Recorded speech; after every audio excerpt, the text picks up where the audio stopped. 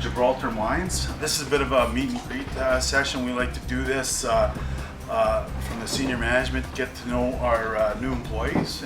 My name's Mike Stinson. I'm a local boy, actually just right down the road from Soda Creek First Nations. I don't have near the years experience of mining as a lot of people in this room. I was contracting with a group up here and got lucky and applied for the crusher helper position and was able to be employed. I'll spend a third of the day out in the pit working with operations. I'll be in the office working on the plan, figuring out what are we going to be doing in a month from now, 3 weeks from now, what we're doing today and what we're doing that hour. Mining engineering is one of the few types of engineering where you can be in the office and spend a couple hours designing something and then go out into the field and see that design happen right in front of your eyes. Canada's one of the few countries in the world that came out of the recession in a pretty good spot, and that's because of the natural resource industry we have here.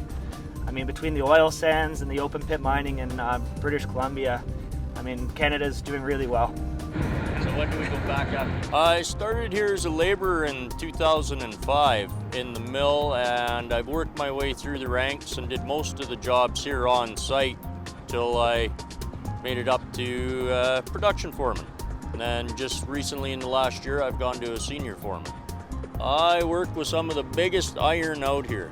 We got the Bucyrus 495s, 2 of those. We got the big P&H 320 drills. We got P&H 4100 shovel. Like, tracks are 8 feet tall on these things. The operator's sitting 40 feet in the air or better. We're moving mountains. This is my backyard. I live about 12K down the road here.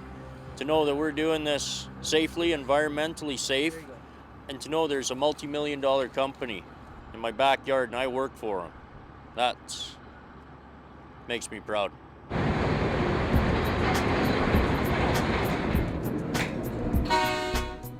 This is a 495 HR Bucyrus. There's a bigger shovel on this claim. Over 100,000 tons in one scoop. Every day, regular shift, over 200 trucks. I started as a labor job in the mill. Then I worked my way up all the way here. This is the highest paid job on this claim right now. This is a really productive machine. We work as a team here and we go forward as a team. And I'm really proud to be working here.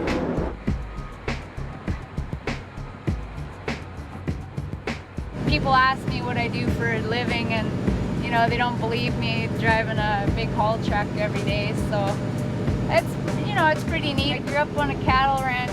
Grade 3 I started driving low bed for my dad. He was jumping in and out of the loader and it was just more work for him, so he showed me how to move the low bed. So right there, put in park and wait. Enjoyable place to work, lots of opportunity for young people coming into the force, lots of apprenticeships they offer here, and as you can see they allow women to drive these $5 million machines around.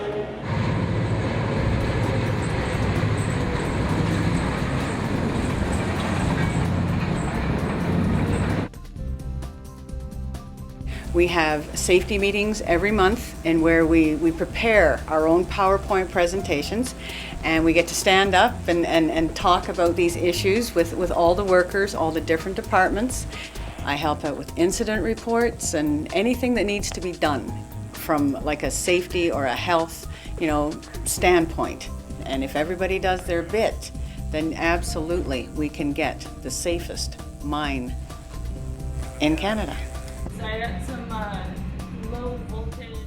This place wouldn't run without a control room operator.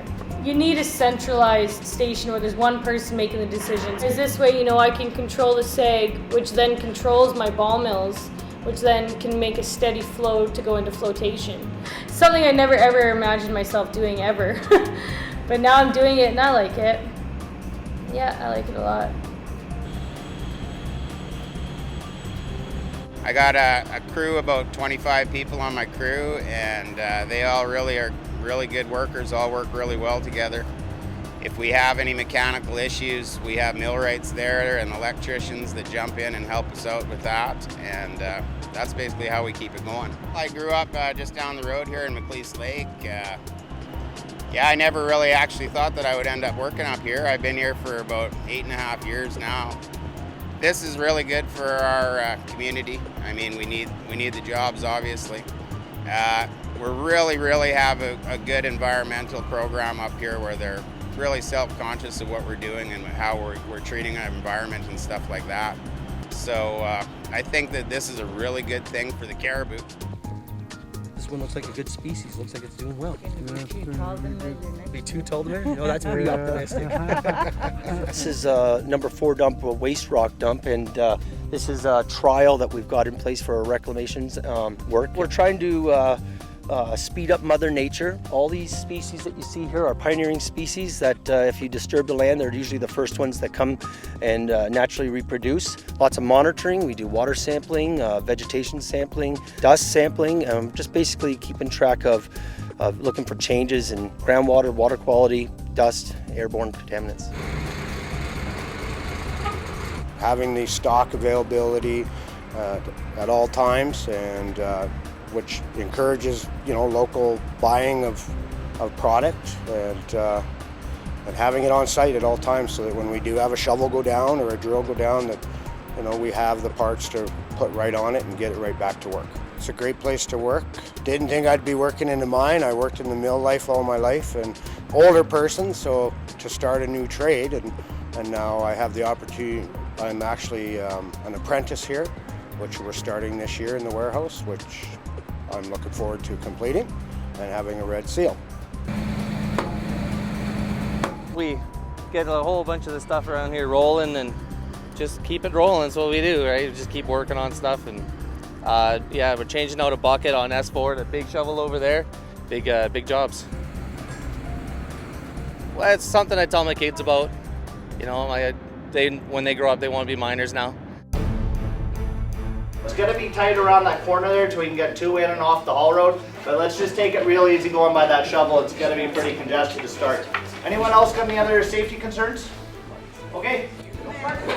I moved from HR and out here to the pit. The change is a little bit significant, but it's not overly so. We're all part of the same team here and working towards a goal to make the company work and make a living for all of us here in the Cariboo.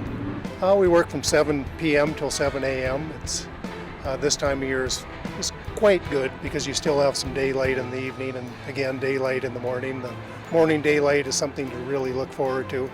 It's quieter than it is during the day shift, but you feel sort of a team atmosphere when you're out here, knowing that other people are feeling the same that you are. So it's important for the economy of the Cariboo. It's important for industry that relies on a supply of copper to do a multitude of different things, anything from TV sets to your car to the wiring in your house to all kinds of different things. So we feel like we're contributing to the economy and to our families.